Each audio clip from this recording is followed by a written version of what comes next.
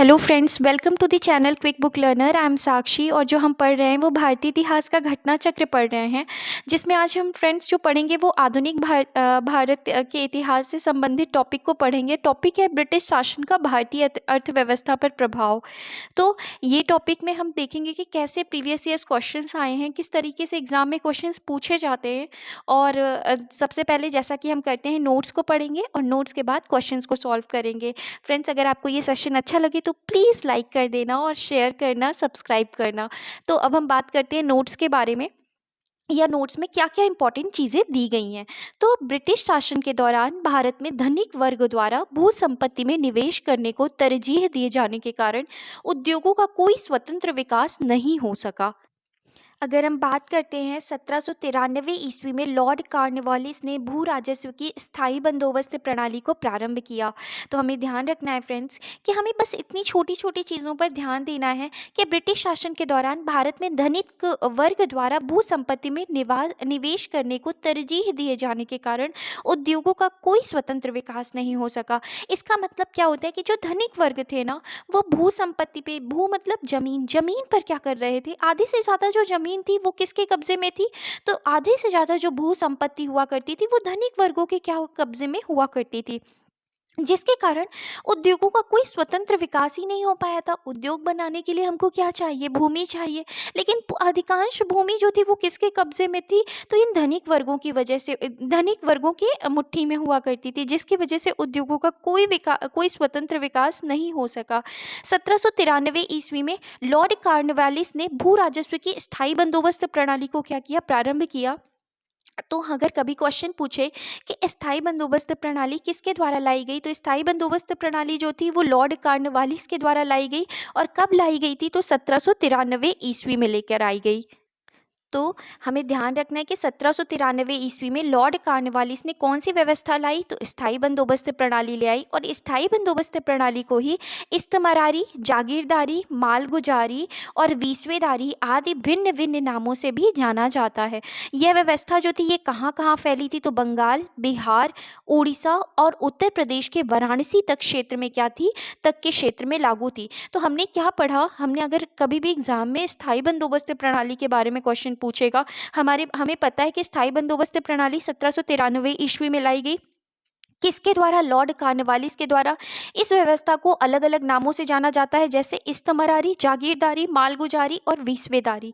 इसके बाद यह व्यवस्था बंगाल, बिहार, उड़ीसा तथा उत्तर प्रदेश के वाराणसी तक के क्षेत्र में क्या थी, लागू थी। इसके अंतर्गत समूचे ब्रिटिश भारत के क्षेत्रफल का लगभग 19% हिस्सा जो था वो क्या था, शामिल था। मतलब स्थायी बंदोबस्त जो प्रथा थी वो लगभग 19% हिस्से में क्या थी, शामिल थी। इस व्यवस्था के अंतर्गत जमींदारों के एक नए वर्ग को भूस्वामी घोषित कर दिया गया, जिसे भूमि के लगान का 10/11वां भाग कंपनी को देना तथा 1/11 भाग अपनी सेवाओं के लिए अपने पास रखना था। तो क्या हो रहा था कि स्थायी बंदोबस्त के अंतर्गत क्या किया गया, जमींदारों के एक नए वर्ग को क्या किया गया, जमींदारों के एक नए वर्ग को भूस्वामी घोषित कर दिया गया। और उसका क्या काम था कि अगर वो 11 हिस्सा ले रहा है, कभी भी किसी से भी भूमि के लगान का 11 हिस्सा ले रहा है, तो 10 हिस्सा वो किसको देगा, कंपनी को देगा, और एक हिस्सा जो है वो क्या करेगा, अपने पास रखेगा। स्थायी बंदोबस्त के अंतर्गत जमींदार छोटे पूंजीपति थे। स्थायी भू बंदोबस्त या जमींदारी प्रथा के बाद अंग्रेजों द्वारा भारत में भू राजस्व वसूली हेतु लागू की गई दूसरी व्यवस्था जो थी वो रैयतवाड़ी व्यवस्था थी। तो हमने क्या देखा, हमने देखा कि स्थायी बंदोबस्त जो थी उसके अंतर्गत जो जमींदार थे वो कौन हुआ करते थे, छोटे पूंजीपति हुआ करते थे। अब इसके बाद हम बात करते हैं स्थायी बंदोबस्त के बारे में। हमने देखा स्थायी भूमि बंदोबस्त या जमींदारी प्रथा के बाद अंग्रेजों द्वारा भारत में भू राजस्व वसूली हेतु लागू की गई दूसरी व्यवस्था जो थी वो कौन सी व्यवस्था कहलाती थी, रैयतवाड़ी व्यवस्था कहलाती थी। और अगर हम बात करते हैं तो इस व्यवस्था के जन्मदाता जो थे वो कौन थे, तो टॉमस मुनरो और कैप्टन रीड थे। हमें बहुत ध्यान से इन चीज़ों को पढ़ना है कि रैयतवाड़ी व्यवस्था के जो जन्मदाता थे वो टॉमस मुनरो और कैप्टन रीड थे। तथा सर्वप्रथम इसे कहाँ लाया गया, तो सर्वप्रथम रैयतवाड़ी व्यवस्था को तमिलनाडु के वारामहल जिले में लागू किया गया। तत्पश्चात यह व्यवस्था मद्रास, बम्बई के कुछ हिस्से, पूर्वी बंगाल, असम तथा कुर्ग मतलब आधुनिक कर्नाटक का एक भाग में क्या की गई, लागू की गई। तो अगर हम बात कर रहे हैं रैयतवाड़ी व्यवस्था के बारे में, तो रैयतवाड़ी रैयतवाड़ी व्यवस्था के जन्मदाता टॉमस मुनरो और कैप्टन रीड थे और सर्वप्रथम इसे तमिलनाडु के वारामहल जिले में लागू किया गया। इसके बाद अगर हम बात करते हैं तो यह व्यवस्था मद्रास, बंबई के कुछ हिस्से, पूर्वी बंगाल, असम तथा कुर्ग में क्या की गई, लागू की गई। इस प्रथा के अंतर्गत रैयतों को भूमि का मलिकाना और कब्जादारी अधिकार दिया गया। हमने वहाँ देखा था स्थायी बंदोबस्त में, तो जो भूमि का मलिकाना था वो किसको दिया जाता था, जमींदारों को दिया जाता था। अगर हम यहाँ पर रैयतवाड़ी व्यवस्था में देख रहे हैं तो भूमि का मलिकाना जो है वो किसको दिया जाता था, रैयतों को दिया जाता था, और कब्जा अधिकारी जो अधिकार था वो किसको दिया जाता था, रैयतों को दिया जाता था। और प्रत्यक्ष रूप से या सीधे ये तथा व्यक्तिगत रूप से वे स्वयं सरकार को भू राजस्व का भुगतान करने के लिए उत्तरदायी थे। रैयत का मतलब क्या है, किसानों से है। और अगर हम बात कर रहे हैं तो ये जो किसान थे, किसान या तो सीधे या प्रत्यक्ष रूप से या सीधे तथा व्यक्तिगत रूप से स्वयं सरकार को भू राजस्व का भुगतान करने के लिए क्या थे, उत्तरदायी थे। इस व्यवस्था ने कृषक भू स्वामित्व की स्थापना की। मतलब इस रैयतवाड़ी व्यवस्था में क्या होता था कि जो जिसकी जमीन है वही वही किसान जो कहलाता था, उस जमीन का क्या कहलाता था, भूस्वामी का अधिकार होता था, भूस्वामित्व का अधिकार होता था। तो रैयतवाड़ी व्यवस्था ने कृषक भूस्वामित्व की स्थापना की। इसके अंतर्गत कुल ब्रिटिश भारत के भू क्षेत्र का 51% हिस्सा जो था वो क्या था, शामिल था। तो हमने यहाँ पर अगर हमने पहले देखा था जो स्थायी बंदोबस्त थी, इसमें अगर हमने देखा तो 19% हिस्सा शामिल था।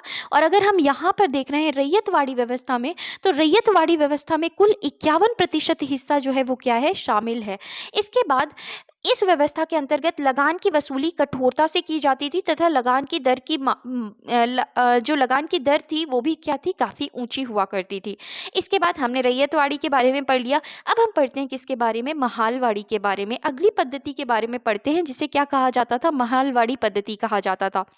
महालवाड़ी में भू राजस्व व्यवस्था कृषक के साथ नहीं बल्कि प्रत्येक ग्राम अथवा महाल मतलब जागीर का एक भाग के साथ स्थापित की जाती थी। तो अब महालवाड़ी व्यवस्था में क्या किया गया कि अब ये व्यवस्था जो भू राजस्व व्यवस्था थी वो किसी किसान के साथ नहीं की जाती थी बल्कि ग्राम के साथ की जाती थी। मतलब एक गांव है, एक कोई पर्टिकुलर गांव है और वहाँ से क्या कर दिया जाता था, वहाँ का क्लियर कर दिया जाता था कि यहाँ पे इतनी भूमि और इस हिसाब से आप सभी गाँव वालों को मिल करके इतना जो है ये भू जो राजस्व है या हम बात करें भू टैक्स जो है, जमीन का टैक्स है, वो हमको आपको देना है।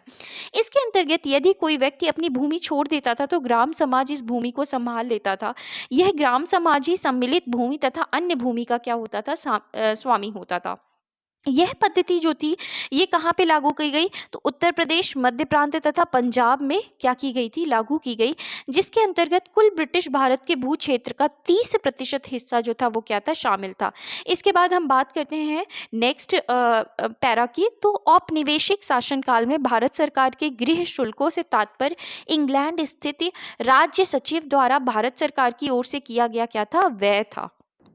तो अगर हम बात करते हैं औपनिवेशिक शासनकाल में, मतलब जब हमारा देश जो था वो क्या था, एक गुलाम हुआ करता था अंग्रेजों का। तो अगर हम बात करते हैं कि ये गृह शुल्क क्या हुआ करता था, तो भारत सरकार के गृह शुल्क का तात्पर्य क्या था। तो भारत सरकार के अगर कभी क्वेश्चन आए कि होम चार्जेस का क्या मतलब है, या भारत सरकार के गृह शुल्कों से तात्पर्य इंग्लैंड में स्थित राज्य सचिव द्वारा भारत सरकार की ओर से किया गया क्या था, व्यय था।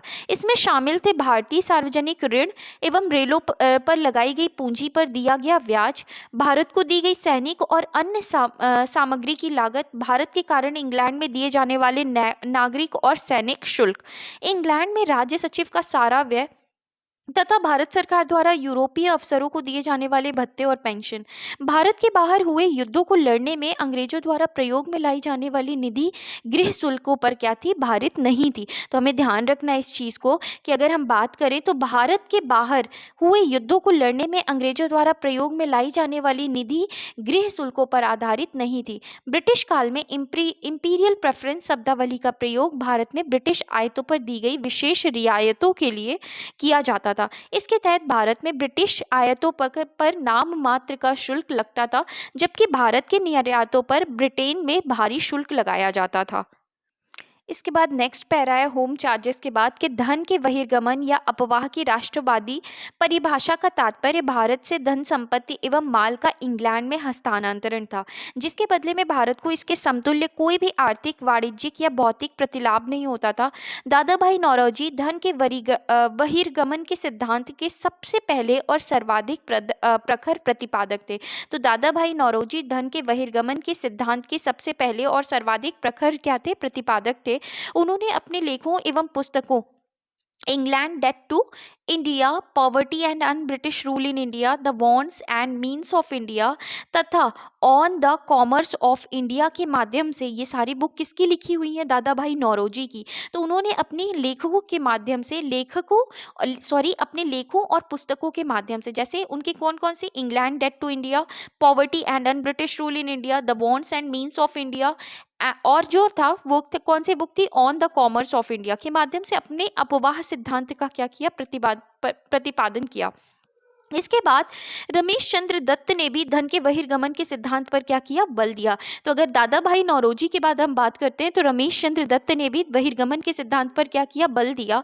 उन्होंने अपने लेख इकोनॉमिक हिस्ट्री ऑफ इंडिया, ध्यान रखना है हमें ये बात कि रमेश चंद्र दत्त के लेख, कौन सा लेख? इकोनॉमिक हिस्ट्री ऑफ इंडिया में यह मत प्रकट किया था कि सकल राजस्व का आधा भाग प्रतिवर्ष भारत से बाहर चला जाता है।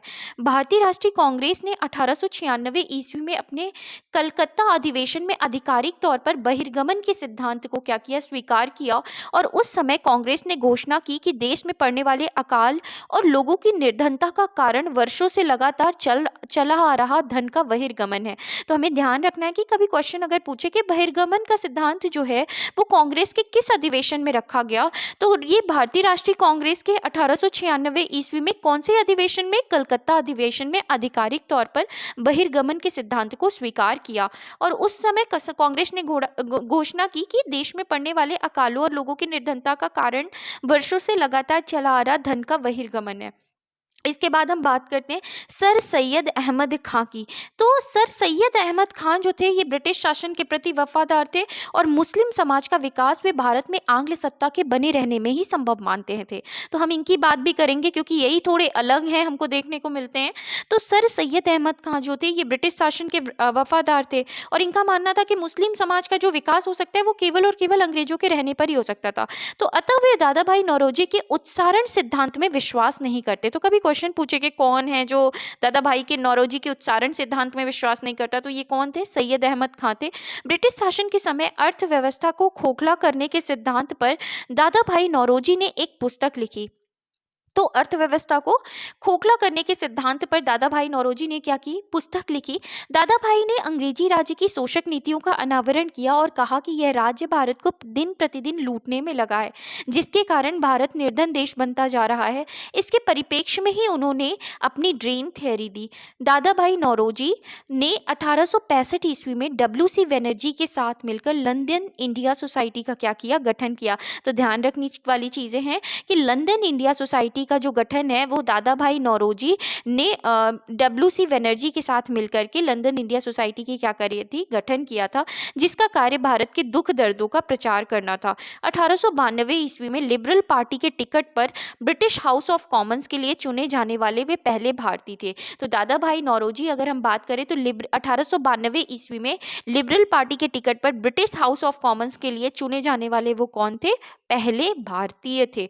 तो हमें ध्यान रखना है। इसके बाद अगर हम बात करते हैं तो अब हम क्वेश्चंस देखेंगे जो भी प्रीवियस ईयर्स में क्वेश्चंस आए हैं।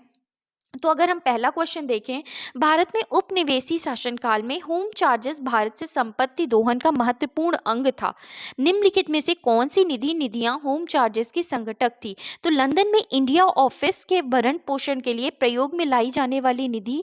दूसरा है भारत में कार्यरत अंग्रेज कर्मचारियों के वेतन तथा पेंशन देने हेतु प्रयोग में लाई जाने वाली निधि। और तीसरा भारत के बाहर हुए युद्ध को लड़ने में अंग्रेजों द्वारा प्रयोग में लाई जाने वाली निधि। तो अगर हम ये क्वेश्चन को देखें तो क्या क्वेश्चन किया गया है कि होम चार्जेस जो थे वो भारत से संपत्ति दोहन का महत्वपूर्ण अंग थे। बिल्कुल सही है। तो बोला गया है कि निम्नलिखित में से कौन सी निधि या निधियां होम चार्जेस की संगठक थी। तो लंदन में इंडिया ऑफिस के भरण पोषण के लिए प्रयोग में लाई जाने वाली जो निधि थी वो जो थी होम चार्जेस की संगठक थी। बिल्कुल सही है, क्योंकि लंदन में जो इंडिया ऑफिस के भरण पोषण के लिए प्रयोग में जो निधि होती थी, जो पैसे आते थे, वो कहाँ से आते थे, तो वो मतलब लंदन में ही क्या किया गया था, एक ऑफिस बनाया गया था कि इंडियन का कंट्रोल होगा। तो और वो मतलब वहाँ पे जो भी कर्मचारी रखे जाते थे उनको पैसा जो जाता था वो कहाँ से जाता था, भारत से जाया करता था। तो हाँ, ये बिल्कुल सही है। उसके बाद दूसरा है, भारत में कार्यरत अंग्रेज कर्मचारी के वेतन तथा पेंशन देने हेतु प्रयोग में लाए जाने वाली निधि जो थी वो भी भारत से जाती थी। बिल्कुल सही है कि भारत में जितने भी लोग अंग्रेज कर्मचारियों के वेतन तथा पेंशन थी वो कहाँ से दी जाती थी, तो वो भारत से ही दी जाती थी। भारत में ही वो होम चार्जेस था, वहाँ से ही दी जाती थी। तो सेकेंड ऑप्शन जो है वो भी क्या है, बिल्कुल सही है। तीसरा है, भारत के बाहर हुए युद्धों को लड़ने में अंग्रेजों द्वारा प्रयोग में लाई जाने वाली निधि। तो अगर हम बात करते हैं तो भारत के बाहर हुए युद्ध को लड़ने में अंग्रेजों द्वारा प्रयोग में लाई जाने वाली निधि, इस चीज का इस्तेमाल नहीं किया करते थे, ये होम चार्जेस में इंक्लूड नहीं था। तो इसका सही उत्तर केवल क्या होगा, बी ऑप्शन जो है वो बिल्कुल सही उत्तर है। और अगर हम यहाँ एक्सप्लेनेशन देखें तो औपनिवेशिक शासनकाल में भारत सरकार के गृह शुल्कों से तात्पर्य इंग्लैंड स्थित राज्य सचिव द्वारा भारत सरकार की ओर से किया गया व्यय था। इसमें शामिल थे भारतीय सार्वजनिक ऋण एवं रेल पर लगाई गई पूंजी पर दिया गया ब्याज, भारत को दी गई सैनिक और अन्य सामग्री की लागत, भारत के कारण इंग्लैंड में दिए जाने वाले नागरिक और सैनिक शुल्क। तो अगर हम बात करें तो भारत के कारण इंग्लैंड में दिए जाने वाले नागरिक और सैनिक शुल्क, ये भी होम चार्जेस में इंक्लूडेड था। इंग्लैंड में राज्य सचिव का सारा व्यय तथा भारत सरकार द्वारा यूरोपीय अफसर को दिए जाने वाले भत्ते और पेंशन, भारत के बाहर हुए युद्धों को लड़ने में अंग्रेजों द्वारा प्रयोग में लाई जाने वाली निधि गृह शुल्कों पर भारित नहीं थी। तो बस हमें यह ध्यान रखना है कि गृह शुल्कों पर भारित कौन सी नहीं थी, तो जो भी भारत के बाहर युद्ध को लड़ने के लिए में अंग्रेजों द्वारा जो प्रयोग की जाने वाली निधि थी वो गृह शुल्कों पर आधारित नहीं थी। अतः विकल्प बी जो है वो अभीष्ट उत्तर होगा। इसके बाद अगला प्रश्न है, शब्द इंपीरियल प्रेफरेंस का प्रयोग किया जाता था। तो इंपीरियल प्रेफरेंस का प्रयोग क्यों किया जाता था, ऑप्शन देखें तो भारत में ब्रिटिश आयातों पर दी गई विशेष रियायतों के लिए, दूसरा है ब्रिटिश नागरिकों द्वारा किए जा रहे प्रजातीय भेदभाव के लिए, तीसरा ब्रिटिश हित के लिए किए जा रहे भारतीय हित के दमन के लिए, और चौथा ऑप्शन है कि भारतीय रियासतों के राजाओं पर ब्रिटिश पॉलिटिकल एजेंट को दी जा रही तरजीह के लिए। तो हमने अभी देखा है नोट्स पढ़ते वक्त कि इंपीरियल प्रेफरेंस का जो प्रयोग है वो क्यों किया जाता था, तो भारत में ब्रिटिश आयातों पर दी गई विशेष रियायतों के लिए इंपीरियल प्रेफरेंस का किया जाता था, प्रयोग किया जाता था। अगर हम यहाँ एक्सप्लेनेशन देखें तो ब्रिटिश काल में इंपीरियल प्रेफरेंस शब्दावली का प्रयोग भारत में ब्रिटिश आयातों पर दी गई विशेष रियायतों के लिए किया जाता था। इसके बाद नेक्स्ट क्वेश्चन है कि ब्रिटिश शासन के दौरान भारत में उद्योगों का कोई स्वतंत्र विकास नहीं हुआ, इसका कारण क्या था। तो इसका भारी उद्योगों का अभाव, दूसरा विदेश पूंजी की कमी, तीसरा प्राकृतिक संसाधनों की कमी, और चौथा है धनिक वर्ग द्वारा भू संपत्ति में निवेश करने को तरजीह दिया जाना। तो ये डी ऑप्शन क्या है, बिल्कुल सही उत्तर होगा, हमने नोट्स में भी पढ़ा था। और अगर हम यहाँ एक्सप्लेनेशन देखें तो ब्रिटिश शासन के दौरान भारत में धनिक वर्ग द्वारा भू संपत्ति में निवेश करने को वरीयता दिए जाने के कारण उद्योगों का कोई स्वतंत्र विकास नहीं हो सका। अगला क्वेश्चन है, इस्तमरारी बंदोबस्त किसने लागू किया था। इस्तमरारी बंदोबस्त मतलब स्थायी बंदोबस्त की शुरुआत किसने की थी, तो वो किसने की थी, लॉर्ड कॉर्नवालिस ने की थी। और अगर हम यहाँ एक्सप्लेनेशन देखें तो 1793 ईस्वी में लॉर्ड कॉर्नवालिस ने भू राजस्व की स्थायी बंदोबस्त प्रणाली का प्रारंभ किया। इसे इस्तमरारी, जागीरदारी, मालगुजारी एवं बीश्वेदारी आदि भिन्न भिन्न नामों से भी जाना जाता है। यह व्यवस्था बंगाल, बिहार, उड़ीसा तथा उत्तर प्रदेश के वाराणसी तक के क्षेत्र में लागू थी। इसके अंतर्गत समूचे ब्रिटिश भारत के क्षेत्रफल का लगभग 19% हिस्सा क्या किया गया था, शामिल किया गया था। इस व्यवस्था के अंतर्गत जमींदारों के एक नए वर्ग को भूस्वामी घोषित कर दिया गया, जिसे भूमि के लगान का 10/11वां भाग कंपनी को देना था तथा 1/11वां भाग जो था वो अपनी सेवाओं के लिए अपने पास रखना था। स्थायी बंदोबस्त के अंतर्गत जमींदार छोटे पूंजीपति थे। इसके बाद हम नेक्स्ट क्वेश्चन देखते हैं कि किसके प्रशासन काल में स्थायी बंदोबस्त प्रारंभ किया गया था। तो किसके शासनकाल में, लॉर्ड कॉर्नवालिस के शासनकाल में शुरू किया गया। अगला प्रश्न वही है, स्थायी बंदोबस्त किससे किया गया। तो स्थायी स्थायी बंदोबस्त किससे किया गया था? जमींदारों से किया गया था। नेक्स्ट क्वेश्चन है स्थायी बंदोबस्त किसके साथ किया गया था? तो किसके साथ किया गया था? जमींदारों के साथ किया गया था। नेक्स्ट क्वेश्चन अगर हम देखें तो नेक्स्ट क्वेश्चन है कि किस गवर्नर जनरल ने भारत में स्थायी भू राजस्व व्यवस्था स्थापित की थी? तो स्थायी भू राजस्व व्यवस्था किसने स्थापित की थी? तो लॉर्ड कॉर्नवालिस ने क्या की थी? स्थापित की थी। अगला क्वेश्चन है लॉर्ड कॉर्नवालिस का स्थायी बंदोबस्त लागू किया गया। हमने पढ़ा था कि 1793 में क्या किया गया था? लागू किया गया था। नेक्स्ट क्वेश्चन अगर हम देखें तो 1793 में लॉर्ड कॉर्नवालिस की भू राजस्व व्यवस्था प्रणाली लागू होने के बाद कानूनी विवादों की प्रवृत्ति में बढ़ोतरी देखी गई।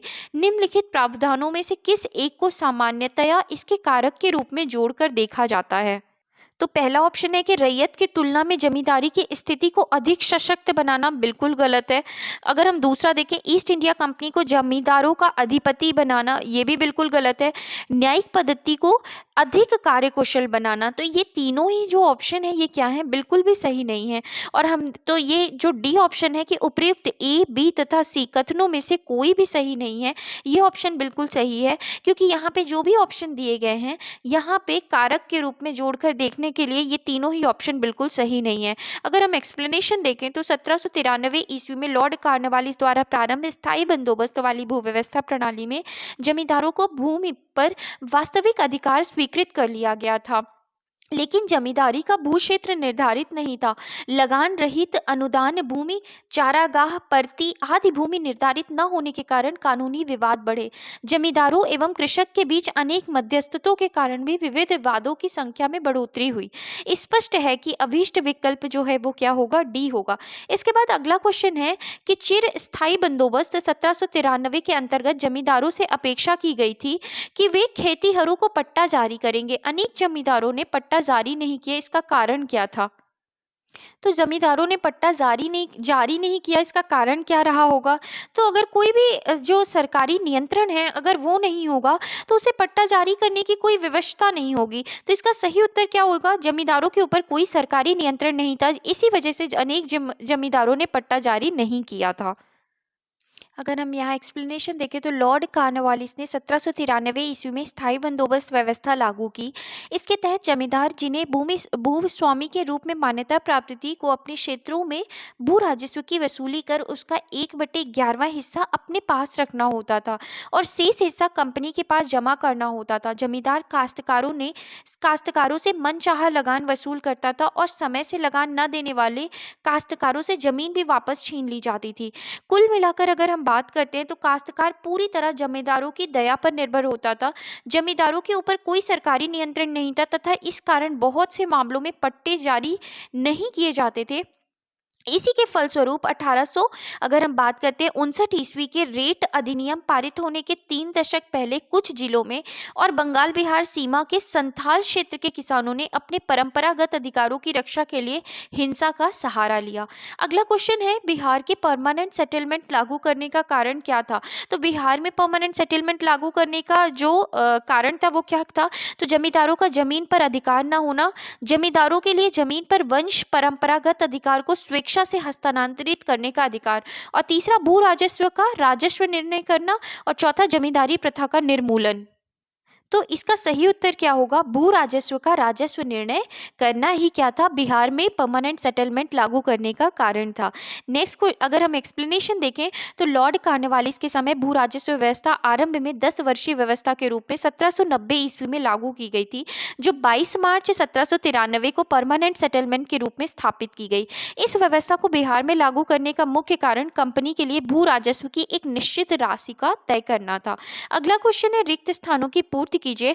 बंगाल और बिहार में भूमि पर किराएदारों के अधिकार को बंगाल किराएदारी अधिनियम द्वारा किया गया था।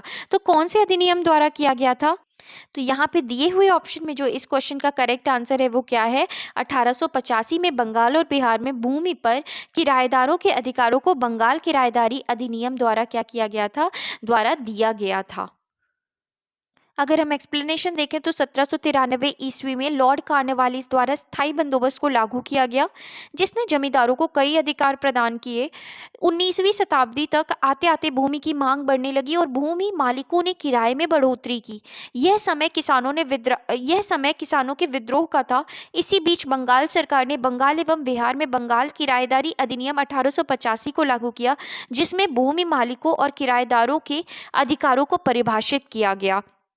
तो इस तरीके से एक्सप्लेनेशन देखिए। अगले क्वेश्चन है कि भारत में रैयतवाड़ी बंदोबस्त के प्रारंभ किए जाने से मतलब ये जो रैयतवाड़ी व्यवस्था है इसको किसने प्रारंभ किया था?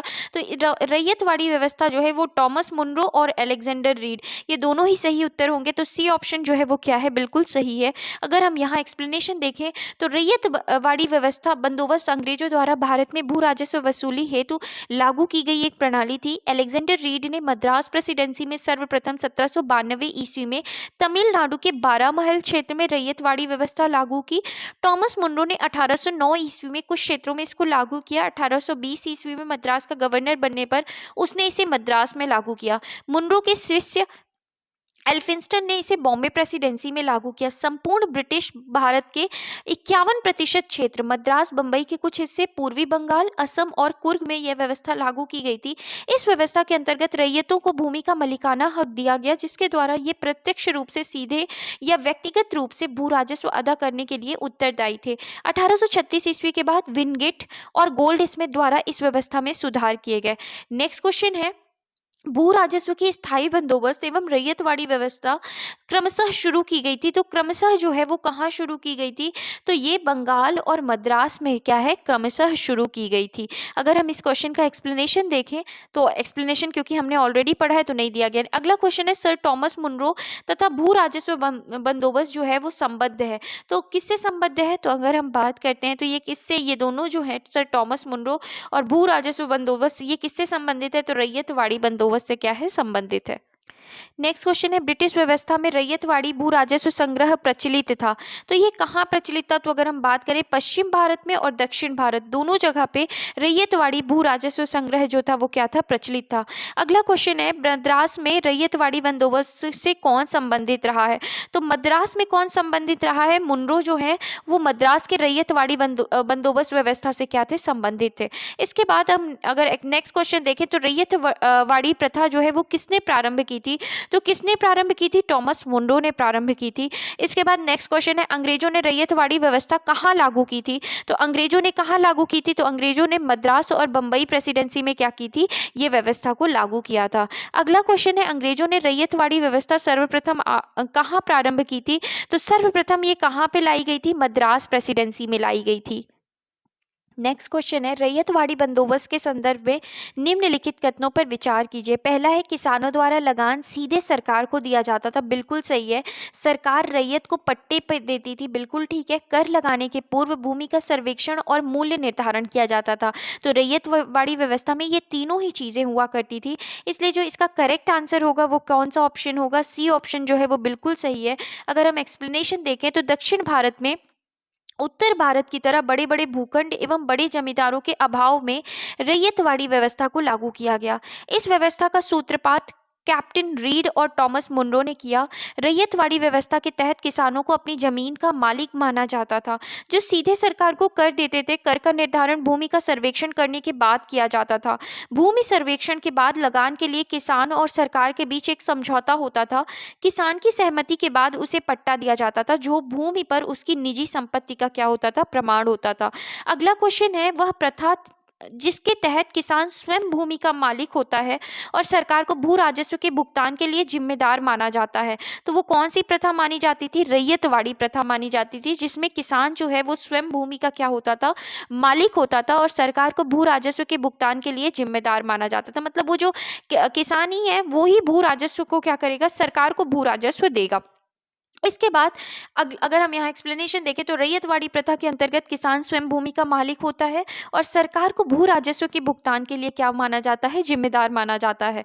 नेक्स्ट क्वेश्चन है, नीचे दो कथन दिए गए हैं जिनमें से एक को कथन ए और दूसरे को कारण कहा गया है। तो कथन अगर हम देखें तो ब्रिटिश सरकार ने भारत के अलग अलग भागों में भू राजस्व की अलग अलग व्यवस्था लागू की थी। बिल्कुल सही है, हमने देखा था कि ब्रिटिश सरकार ने भारत के अलग अलग भागों में भू राजस्व की अलग अलग व्यवस्थाओं को क्या किया था, लागू किया था। कारण इसमें भारतीय किसानों में अलग अलग वर्ग बन गए। नीचे दिए गए कूट में से हमें सही उत्तर चुनना है। तो अगर हम कथन और कारण की बात करें तो ये बिल्कुल अपने आप में सटीक है कि कथन और कारण दोनों ही अपनी जगह क्या है, बिल्कुल सही है। और कारण जो है वो कथन का बिल्कुल सही स्पष्टीकरण कर रहा है।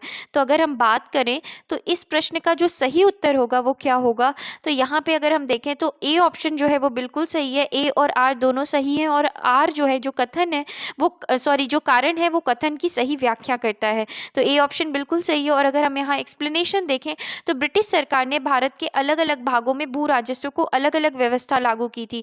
तो भू राजस्व की अलग अलग व्यवस्था लागू की थी। ये व्यवस्थाएं थी स्थायी बंदोबस्त प्रणाली, रैयतवाड़ी व्यवस्था, महालवाड़ी पद्धति। स्थायी बंदोबस्त व्यवस्था बंगाल, बिहार, उड़ीसा तथा उत्तर प्रदेश के वाराणसी क्षेत्र तक के क्षेत्र में लागू थी। इसके अंतर्गत समूचे ब्रिटिश भारत के क्षेत्र का लगभग 19% हिस्सा शामिल था। इसके बाद अगर हम बात करें रैयतवाड़ी व्यवस्था, लगभग 51% हिस्सा मद्रास, बंबई के कुछ हिस्से, पूर्वी बंगाल, असम तथा कुर्ग में लागू थी। महालवाड़ी पद्धति के बारे में बात करें तो लगभग 30% हिस्सा संयुक्त प्रांत, मध्य प्रांत तथा पंजाब में लागू की गई थी। अतः स्पष्ट है कि इससे भारतीय किसानों में अलग अलग वर्ग बन गए थे। अतः कथन और कारण दोनों सत्य है तथा और कारण जो है वो कथन की सही व्याख्या करता है। तो इस तरीके से हमने देखा। अगला है पंजाब भूमि हस्तांतरण अधिनियम कब पारित किया गया।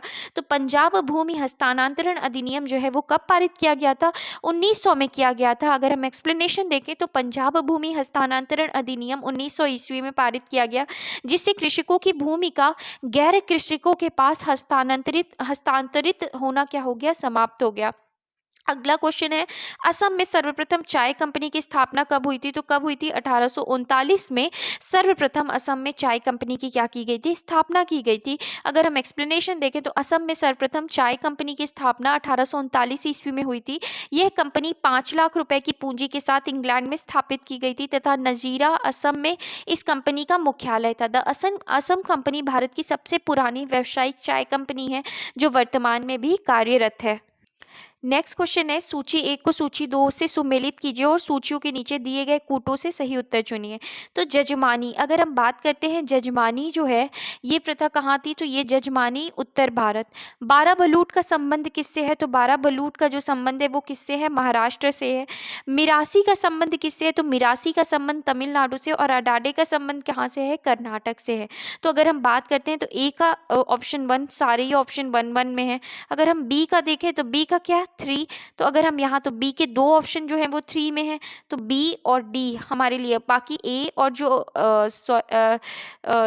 जो सी ऑप्शन है वो क्या हो गया, एलिमिनेट हो गया। तो अगर हम यहाँ देखें मिरासी का 4, तो यहाँ पे हमें देखने को मिल रहा है कि जो डी ऑप्शन है वो क्या है, बिल्कुल सही आंसर है। और अगर हम यहाँ एक्सप्लेनेशन देखें तो जजमानी उत्तर भारत, 12 बलूट महाराष्ट्र, मिरासी तमिलनाडु और अडाडे कर्नाटक। यूपीपीसीएस द्वारा जारी उत्तर कुंज में इस प्रश्न का सही उत्तर जो है वो विकल्प बी दिया गया है, जो कि क्या है, गलत है। इसके बाद अगला क्वेश्चन है, ब्रिटिश भारत में सैन्य बल पर केंद्रीय राजस्व का कुल कितने प्रतिशत व्यय होता था। तो ब्रिटिश भारत में सैन्य बल पर केंद्रीय राजस्व का लगभग 40% क्या हुआ जाता था, व्यय माना जाता था।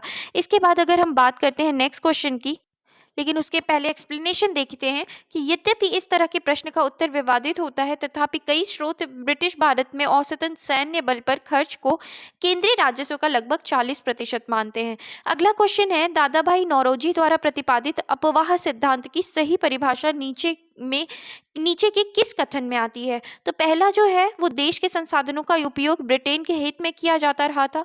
दूसरा, भारत की राष्ट्रीय संपदा का एक भाग अथवा कुल वार्षिक उत्पादन ब्रिटेन को निर्यात कर दिया जाता था, जिसके लिए भारत को कोई वास्तविक प्रतिफल नहीं मिलता था। तो ये जो बी ऑप्शन है ये बिल्कुल सही दिख रहा है। तीसरा ऑप्शन देखें, साम्राज्यवादी शक्ति के संरक्षण में ब्रिटिश उद्योगपतियों को भारत में निवेश के अवसर दिए जाते थे, बिल्कुल सही नहीं है। और डी ऑप्शन है कि भारत में ब्रिटिश सामान का आयात किया जाता था और वो देश को दिन प्रतिदिन अधिकाधिक गरीब बनाया जा रहा है। तो इन ऑप्शनों में बी ऑप्शन जो था वो सबसे सटीक था। अगर हम एक्सप्लेनेशन देखें तो धन के बहिर्गमन या अपवाह की राष्ट्रवादी परिभाषा का तात्पर्य भारत से धन संपत्ति एवं माल का इंग्लैंड में हस्तांतरण था, जिसके बदले में भारत को इसके समतुल्य कोई भी आर्थिक, वाणिज्यिक या भौतिक प्रतिलाभ नहीं होता था। अपवाह सिद्धांत के तहत इसी अप्रतिफलित निर्यात पर बल दिया गया। दादा भाई नौरोजी धन के बहिर्गमन के सिद्धांत के सबसे पहले और सर्वाधिक प्रखर प्रतिपादक थे। उन्होंने अपने लेखों एवं पुस्तकों जैसे इंग्लैंड डेब्ट to India, poverty and un British rule in India, the wants and means of India तथा on the commerce of India के माध्यम से अपने अपवाह सिद्धांत का क्या किया, प्रतिपादन किया। नेक्स्ट क्वेश्चन है, निम्न में से किसने निकास के सिद्धांत का प्रतिपादन किया? तो किसने किया था? तो सॉरी, ये किसने किया था? दादा भाई नौरोजी ने किया था। तो किसने किया था? दादा भाई नौरोजी ने किया था। अगर हम यहाँ एक्सप्लेनेशन तो इसमें कुछ है नहीं। नेक्स्ट क्वेश्चन है कि अंग्रेजों के शासनकाल में भारत के आर्थिक दोहन के सिद्धांत को किसने प्रतिपादित किया? तो किसने किया था? दादा भाई नौरोजी ने किया था। नेक्स्ट अगर हम क्वेश्चन देखें, निम्नलिखित कथनों पर विचार कीजिए तथा उनके नीचे दिए गए कूट से सही उत्तर का चयन कीजिए। तो अभिकथन क्या है कि ब्रिटिश काल में सामान्यतः भारत का व्यापार संतुलन अनुकूल था। और कारण अगर अभिकथन है और फिर कथन है, धन की निकासी का स्वरूप अप्रतिफलित निर्यात था। तो अगर हम यहाँ पर देखते हैं दिए गए हुए कूटों में हमें सही उत्तर लगाना है, तो सही उत्तर कौन सा होगा? तो अगर हम सही उत्तर की बात करते हैं तो ऑप्शन ए और आर दोनों सही हैं और जो कथन है वो अभिकथन की क्या है, सही व्याख्या है। तो ये दोनों ही ऑप्शन जो हैं वो बिल्कुल अपने आप में क्या है, सही हैं। और अगर हम इसकी एक्सप्लेनेशन देखते हैं तो हम अगर एक्सप्लेनेशन देखें तो बहिर्गमन अथवा निकासी की राष्ट्रवादी परिभाषा का तात्पर्य भारत से धन संपत्ति एवं माल का इंग्लैंड में हस्तांतरण था, जिसके बदले में भारत को इसके समतुल्य कोई भी आर्थिक, वाणिज्यिक या प्रतिलाभ नहीं होता था। ब्रिटिश काल में सामान्यतः भारत का व्यापार संतुलन अनुकूल था, क्योंकि इस दौरान आयात की तुलना में अधिक निर्यात होता था। ईस्ट इंडिया कंपनी के धन निष्कासन के स्रोत थे व्यापारिक एकाधिकार से प्राप्त लाभ, कंपनी के कर्मचारियों के वेतन एवं पेंशन, कंपनी के निवेशकों को दिया जाने वाला लाभांश आदि।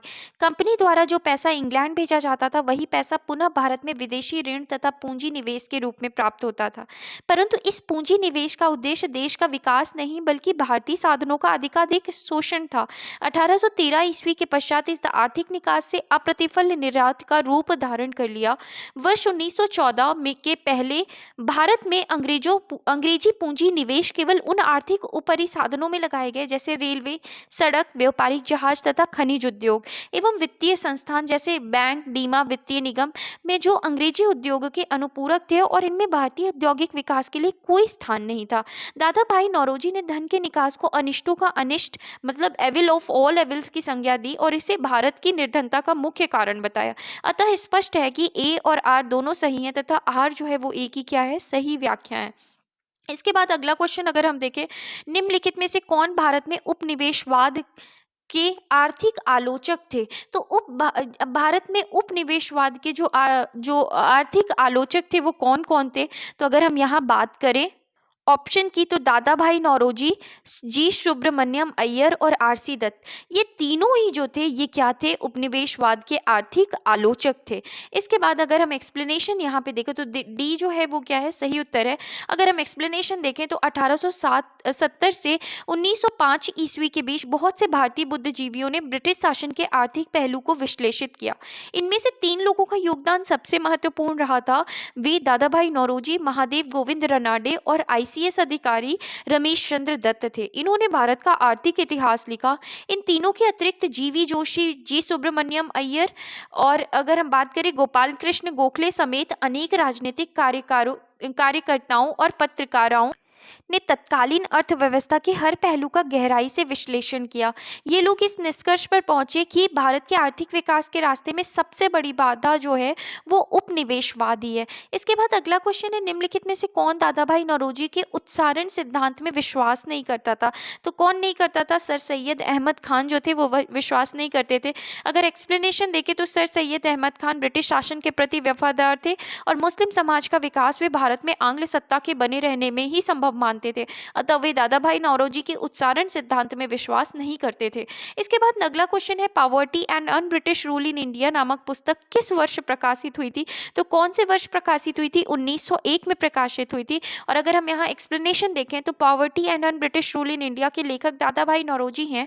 यह पुस्तक वर्ष 1901 में लंदन के एस सोनेशेन प्रकाशक द्वारा क्या की गई थी? प्रकाशित की गई थी। इसके बाद अगला क्वेश्चन है, poverty and un British rule in India नामक पुस्तक किसने लिखी? तो किसने लिखी है? तो ये जो लिखी गई है ये दादा भाई नौरोजी के द्वारा लिखी गई है। अगर हम यहाँ एक्सप्लेनेशन देखें तो दादा भाई नौरोजी ने 1865 ईस्वी में WC बनर्जी के साथ मिलकर लंदन इंडिया सोसाइटी का गठन किया, जिसका कार्य भारत के दुख दर्दों का प्रचार करना था। 1892 ईस्वी में लिबरल पार्टी के टिकट पर ब्रिटिश हाउस ऑफ कॉमन्स के लिए चुने जाने वाले वे पहले भारतीय थे। दादा भाई नौरोजी ने अपनी पुस्तक poverty and un British rule in India में स्पष्ट रूप से ब्रिटिश शासन के दौरान भारत की आर्थिक दुरावस्था पर प्रकाश डाला तथा धन के बहिर्गमन अथवा धन के निकास से सिद्धांत का सर्वप्रथम क्या किया? प्रतिपादन किया। नेक्स्ट क्वेश्चन अगर हम देखें, नेक्स्ट क्वेश्चन है, ब्रिटिश हाउस ऑफ कॉमन्स में चुने जाने वाले दादा भाई नौरोजी प्रथम भारतीय थे जिन्होंने इस दल के टिकट पर चुनाव लड़ा। तो हमने पढ़ा था लिबरल पार्टी से चुनाव लड़ा था, उसी को हिंदी में क्या कहा जाता है? उदारवादी दल कहा जाता है। अगला क्वेश्चन है, ब्रिटिश शासन के समय अर्थव्यवस्था को खोखला करने के सिद्धांत के बारे में पुस्तक किसने लिखी थी? तो ये पुस्तक जो लिखी गई थी वो किसके द्वारा लिखी गई थी? दादा भाई नौरोजी के द्वारा लिखी गई थी। अगर हम एक्सप्लेनेशन देखें तो ब्रिटिश शासन के समय अर्थव्यवस्था को खोखला करने के सिद्धांत पर दादा भाई नौरोजी ने क्या की थी? पुस्तक लिखी थी। अगला को अगर हम देखें तो नेक्स्ट क्वेश्चन है कि अनुद्योगीकरण के संदर्भ में निम्नलिखित में से कौन से कथन सही हैं? तो अनुद्योगीकरण की अगर हम बात करें तो पहला है, यह प्रक्रिया 1813 में प्रारंभ हुई। दूसरा, ईस्ट इंडिया कंपनी के व्यापारिक एकाधिकारों की समाप्ति ने इस प्रक्रिया को क्या कर दिया? तेज कर दिया। तो यहाँ पे अगर हम दोनों ही ऑप्शन को देखें तो ये अपने आप में दोनों ही ऑप्शन क्या है? बिल्कुल सही है। तो इसका सही उत्तर क्या होगा? पहला और दूसरा दोनों, सी ऑप्शन जो है बिल्कुल सही है। अगर हम यहाँ एक्सप्लेनेशन देखें तो भारत में अनुद्योगीकरण की प्रक्रिया 1813 ईस्वी में चार्टर एक्ट द्वारा कंपनी का भारतीय व्यापार का एकाधिकार समाप्त करने से शुरू हुई। इससे ब्रिटेन की समस्त प्रजा को पूर्वी विश्व के साथ व्यापार की अनुमति प्राप्त हो गई। यह औद्योगिकी क्रांति को विस्तार देने के लिए किया गया था। इससे भारत ब्रिटिश उत्पादों का बाजार बन गया। इसके बाद अगला क्वेश्चन है, निम्नलिखित कथनों पर विचार कीजिए। दादा भाई नौरोजी की भारतीय राष्ट्रीय कांग्रेस आंदोलन को सर्वाधिक प्रभावी देन थी कि उन्होंने इस बात को अभिव्यक्त किया कि ब्रिटेन भारत का आर्थिक शोषण कर रहा है। बिल्कुल सही है। अगला, उन्होंने प्राचीन भारतीय ग्रंथों की व्याख्या की और भारतीयों में आत्मविश्वास जगाया। और तीसरा ऑप्शन है, उन्होंने सभी सामाजिक बुराइयों के निराकरण की आवश्यकता पर सर्वोपरि जोर दिया। तो हमने पहला ऑप्शन जो पढ़ा है वो बिल्कुल सही है। केवल एक ऑप्शन जो उन्होंने धन के बहिर्गमन की बात की थी वही चीज़ों को उन्होंने क्या किया था? उजागर किया था। तो अगर हम यहाँ दादा भाई नौरोजी से संबंधित चीज़ देख रहे हैं तो दादा भाई नौरोजी आधुनिक भारत के प्रथम ऐसे राष्ट्रवादी नेता थे जिन्होंने गहरे शोध और विश्लेषण के बल पर यह सिद्ध किया कि ब्रिटेन भारत का आर्थिक शोषण कर रहा है और प्रतिवर्ष एक निश्चित रकम इंग्लैंड लाई जा रही है। इसके परिप्रेक्ष्य में ही उन्होंने अपनी इकोनॉमिक ड्रेन थ्योरी दी। इसके बाद अगला क्वेश्चन है, किसने यह विचार किया था कि भारत में ब्रिटिश आर्थिक नीति घिनौनी है? तो ये किसने कहा था कि ब्रिटिश आर्थिक नीति जो है वो क्या है? घिनौनी है। तो ये बात जो की थी वो किसने की थी? कार्ल मार्क्स ने की थी। अगर हम यहाँ एक्सप्लेनेशन देखें तो कार्ल मार्क्स ने यह विचार व्यक्त किया था कि ब्रिटिश आर्थिक नीति घिनौनी है। अंग्रेजी हस्तक्षेप से सूत काटने वाला तो लंकाशायर में रहता है। तंतुवाय बंगाल और उसका आर्थिक आधार समाप्त होने के कारण लगभग लुप्त हो गया है। लाखों चरखों और हथकरघों ने असंख्य काटने वालों बुनकरों को जन्म दिया तथा वे समाज के केंद्र बिंदु बने रहे थे, किंतु अब इस देश में सूती कपड़ों की मानो बाढ़ आ गई है। अगला क्वेश्चन है, दक्षिण भारत में सिंचाई व्यवस्था का अग्रदूत किसे माना जाता है? तो अगर हम बात करते हैं दक्षिण भारत में सिंचाई व्यवस्था का अग्रदूत जो है वो किसे माना जाता है? सर आर्थर कॉटन को माना जाता है। अगर हम यहाँ एक्सप्लेनेशन देखें तो सर आर्थर कॉटन ब्रिटिश सिंचाई अभियंता थे। उन्होंने दक्षिण भारतीय राज्यों की सिंचाई व्यवस्था हेतु उल्लेखनीय कार्य किया, इसलिए सर आर्थर कॉटन को दक्षिण भारत में सिंचाई व्यवस्था का अग्रदूत माना जाता है। नेक्स्ट क्वेश्चन है, भारत के इतिहास के संदर्भ में निम्नलिखित युग्मों पर विचार कीजिए। तो हमें देखना है, अगर यहाँ पर हम बात करते हैं तो औरंग का क्या संबंध है? राजकोष का प्रभारी। अगर हम यहाँ देखें तो ये बिल्कुल पहला ऑप्शन गलत है, क्योंकि औरंग जो होता है ये एक फ़ारसी शब्द है। अगर कोई भी सामान बेचने से पहले जो सारे सामान को एक कमरे में रखा जाता था उसे क्या कहा जाता था? औरंग कहा जाता था। इसके बाद अगर हम बात करें बेनियान, ईस्ट इंडिया कंपनी का भारतीय एजेंट जो है वो बेनियान कहा जाता था, बिल्कुल ठीक है। मिरासीदार, राज्य का नामित राजस्वदाता, तो ये दूसरा और तीसरा जो है वो क्या है? बिल्कुल सही है। तो यहाँ पर अगर हम देखें तो उपयुक्त युग्मों से कौन सा जो है वो सही सुमेलित है? तो यहाँ पे बी ऑप्शन केवल 2 और 3 जो है वो क्या है? सही है। अगर हम यहाँ एक्सप्लेनेशन देखें तो औरंग जो है ये फारसी का शब्द है जिसका अर्थ गोदाम होता है। यहाँ पर बिक्री से पहले माल का भंडारण किया जाता है। ध्यातव्य है कि औरंग शब्द का प्रयोग कई बार कार्यशालाओं के लिए भी किया जाता है। बेनियान पारंपरिक वणिक समुदाय के व्यापारी थे जो ईस्ट इंडिया कंपनी के एजेंट के रूप में कंपनी एवं भारतीय कारीगरों के बीच मध्यस्थ का काम करते थे। मिरासी अरबी शब्द है जिसका अर्थ उत्तराधिकारी होता है। रैयतवाड़ी प्रणाली में सरकार द्वारा मिरासीदारों को राज्य का इकलौता नामित राजस्वदाता माना गया है। अतः विकल्प बी जो है वो क्या है? सही उत्तर है। नेक्स्ट क्वेश्चन है, आर्थिक तौर पर 19वीं शताब्दी में भारत पर अंग्रेजी शासन का एक परिणाम था। तो अंग्रेजी शासन का जो परिणाम था वो क्या था? तो अंग्रेजी शासन का जो परिणाम था वो भारतीय कृषि का क्या था? वाणिज्यीकरण था। अगर हम यहाँ एक्सप्लेनेशन की बात करते हैं तो 1813 ईस्वी के चार्टर एक्ट द्वारा ईस्ट इंडिया कंपनी का व्यापारिक एकाधिकार समाप्त करके मुक्त व्यापार नीति अपनाई गई। इंग्लैंड में औद्योगिक क्रांति उफान पर थी, अतः इंग्लैंड को अपने उद्योग के लिए सस्ते माल की आवश्यकता थी। इस प्रकार भारत कच्चे माल का उत्पादन करने वाला देश बनकर रह गया। इसके अतिरिक्त भारत में पूंजीवादी व्यवस्था के बढ़ने के साथ साथ नई लगान नीति के कारण किसान को अब नकद राशि की आवश्यकता थी। इसलिए किसान भी उन फसलों को उगाने के लिए विवश हुआ जिनका बाजार में क्रय विक्रय हो सके, जबकि इससे पूर्व किसान केवल उन्हीं फसलों को उगाता था जिनकी खपत स्थानीय स्तर पर होती थी। चाय, रबर, कॉफी, नील, रेशम, जूट और तंबाकू जैसे वाणिज्यिक फसलों के उत्पादन की शुरुआत हो गई जो ब्रिटिश पूंजीवाद की पहली पसंद थी। इन फसलों के लिए उन्हें यूरोपीय बाजारों में अत्यधिक कीमतें प्राप्त होती थी। इस प्रकार उत्पादन के स्वरूप और प्रकृति में मूलभूत परिवर्तन हुए और भारतीय कृषि का वाणिज्यिकीकरण हो गया। नेक्स्ट क्वेश्चन है, निम्नलिखित में से कौन सा स्थान औद्योगिक क्रांति के द्वारा 19वीं शताब्दी के पूर्वार्ध पर में भारत पर पड़े प्रभाव की सही व्याख्या करता है? तो अगर हम यहाँ पे देखें तो 4 ऑप्शन है। भारतीय दस्तकारी उद्योग नष्ट हो गए थे। दूसरा है भारत के वस्त्र उद्योग में मशीनों की बड़ी संख्या में प्रवेश हुआ था। देश के अनेक भागों में रेलवे लाइन बिछाई गई थी। और चौथा है ब्रिटिश उत्पादन के आयात पर भारी शुल्क लगाया गया था। तो क्वेश्चन पूछा गया है कि औद्योगिक क्रांति के द्वारा 19वीं शताब्दी के पूर्वार्ध में भारत पर पड़े प्रभाव की सही व्याख्या जो करता है वो क्या था? कि भारतीय दस्तकारी उद्योग क्या कर दिए गए थे? नष्ट कर दिए गए थे। अगर हम यहाँ एक्सप्लेनेशन देखते हैं तो 19वीं शताब्दी में औद्योगिक क्रांति के फलस्वरूप भारतीय कुटीर उद्योगों पर बुरा प्रभाव पड़ा। इस युग को भारत में अनौद्योगिकरण का काल कहा जाता है। इसके लिए अग्रलिखित नीतियां उत्तरदायी थी। भारत पर मुक्त व्यापार नीति को लागू करना, भारतीय माल पर अत्यधिक कर लगाना, ब्रिटिश कंपनी द्वारा भारत से कच्चे माल का निर्यात, चौथा रेल मार्गों का विकास, पांचवें विदेशी निर्माताओं को उद्योग लगाने के लिए विशेष सुविधाएं देना इत्यादि। इन सभी कारणों ने मिलकर भारतीय परंपरागत दस्तकारी उद्योगों का विनाश कर दिया। इस संबंध में कार्ल मार्क्स ने लिखा है कि यह अंग्रेज घुसपैठिया था जिसने भारतीय खड्डी को तोड़ दिया और चरखे का नाश कर दिया तथा जो देश सूती वस्त्रों के लिए जाना जाता था उसे सूती वस्त्रों से क्या कर दिया? भर दिया। तो इस तरीके से फ्रेंड्स ये टॉपिक हमने कंप्लीट किया। आई होप आपको ये सेशन अच्छा लगा हो। अगर आपको पसंद आया हो तो प्लीज़ लाइक करें, शेयर करें और सब्सक्राइब करें। और प्लीज़ अगर चैनल को अभी तक सब्सक्राइब नहीं किया है तो प्लीज़ सब्सक्राइब कर लेना। Thank you.